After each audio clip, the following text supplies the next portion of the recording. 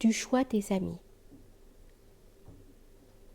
Toutefois, il n'est rien qui puisse donner plus de contentement à l'âme qu'une amitié tendre et fidèle. Quel bonheur de rencontrer des cœurs bien préparés, auxquels vous puissiez en toute assurance confier tous vos secrets, qui soient à notre égard plus indulgents que nous-mêmes, qui charment nos ennuis par les agréments de leur conversation, fixent nos irrésolutions par la sagesse de leurs conseils, dont la bonne humeur dissipe notre tristesse, dont la seule vue enfin nous réjouisse. Mais il faut autant que possible choisir des amis exempts de passion, car le vice se glisse sourdement dans nos cœurs. Il se communique par le rapprochement. C'est un mal contagieux.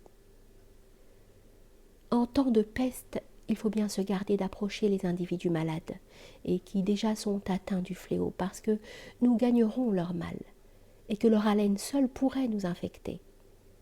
Ainsi, quand nous voudrons faire le choix d'un ami, nous mettrons tous nos soins à nous adresser à l'âme la moins corrompue. C'est un commencement de maladie que de mettre les personnes saines avec les malades. Non que j'exige de vous de ne rechercher que le sage, de ne vous attacher qu'à lui, hélas. Où le trouverez-vous, celui que nous cherchons depuis tant de siècles? Pour le meilleur, prenons le moins méchant.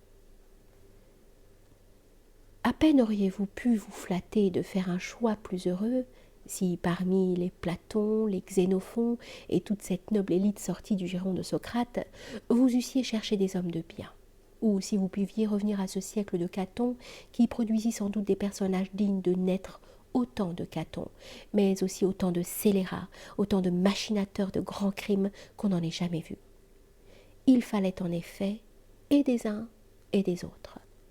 Pour que Caton pût être reconnu, il devait avoir et des gens de bien pour obtenir leur approbation, et des méchants pour mettre sa vertu à l'épreuve. Mais aujourd'hui qu'il y a si grande disette de gens de bien, faisons le choix le moins mauvais possible.